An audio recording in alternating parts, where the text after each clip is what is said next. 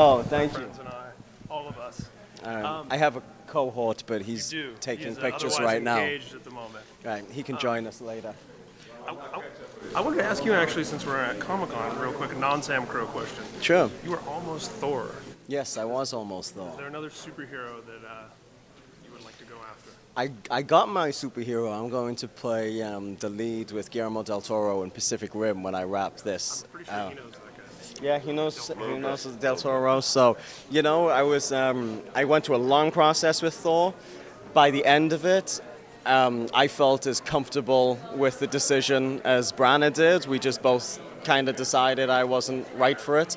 Ultimately, and I was really happy with that decision, and happy that this opportunity at Pac Rim presented itself and feels like a better fit for me. So I couldn't be happier. Exactly. Yeah, we're the Sam Crow fans. We're pulling for it. Right. Thank you. I personally really loved this last season. My family's Irish. I'm a comic nerd. I loved all the mythology and origin stuff we got.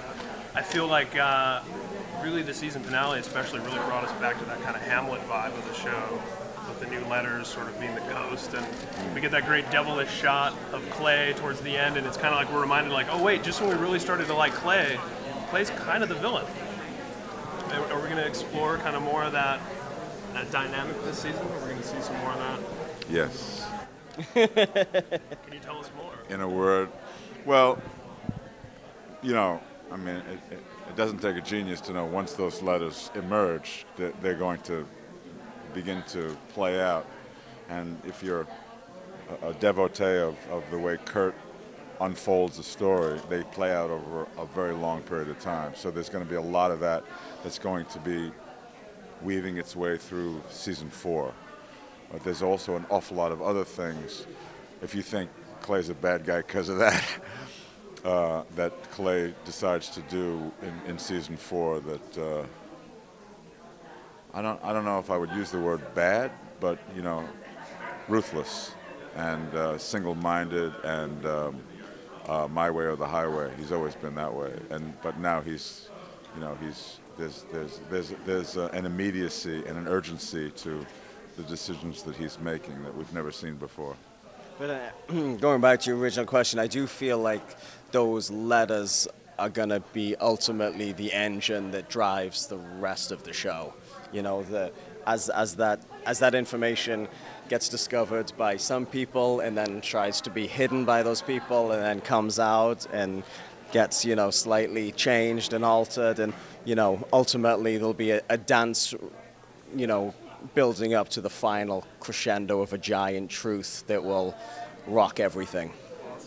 I sat on an airplane with a broken engine for 2 hours, got to know the people next to me. Turned out their husbands own a Harley dealership in Minnesota together, and so of course I start trying to talk to them about Sons of Anarchy, and they're very nose in the air, and that show has all these stereotypes and this and that, and I just, true story, I know a half a dozen guys who've all bought Harleys since the show. Well, what they should have said was, thank you very, very much. Harley Davidson sales are up 50% since the start of the show, and those guys paid for our mortgage. But they can put their noses in there if they want. It's kind of ridiculous, It's like if the outlaw clubs don't have a problem with this, whom we are, Sonny Barger on the show. I mean, that's the.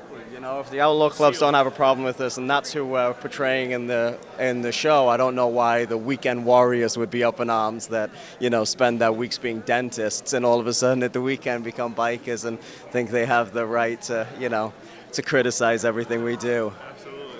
Now, I was a big fan of the iPhone app that launched during last season, and it has all the info about the first 9 and really delves into a lot of the nerdier mythology stuff. Have you guys had a chance to check that out? Do you get into the extra stuff on there? No, I should check that out because I'm in the first 9. I'd like to know who the other 7 guys are. I know 6 guys because it's Piney, it's first 9, and then of course John Teller.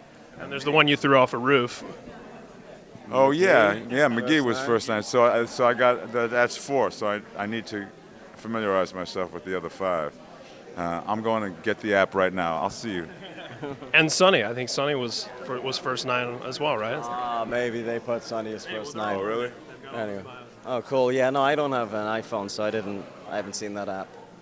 Well, you guys had Sonny, you had Rollins, Stephen King, Tom Arnold. We got Hasselhoff this season. Who's been the favorite of those cameos, so to speak, or extended cameos, I guess, for Rollins? I mean, for me, when James Cosmo came on last year, it was a real treat because he's a kind of an institution in England, and I'd grown up really, really admiring him. So that was exciting for me. Oh no, it would be impossible for me without, I'm not trying to sound political here, but it would be impossible for me to pick any one. I love the fact that Adam Arkin, had this incredible imprint on the show. Now we have Danny Trejo, who I'm a huge fan of, who's doing a big arc this year. There's a girl named Rachel Miner who's come on. These are really quality actors. James Cosmo, a lot of really terrific Irish actors because of that big Belfast subplot last year. So we've been really blessed with incredibly high quality people kind of coming and going.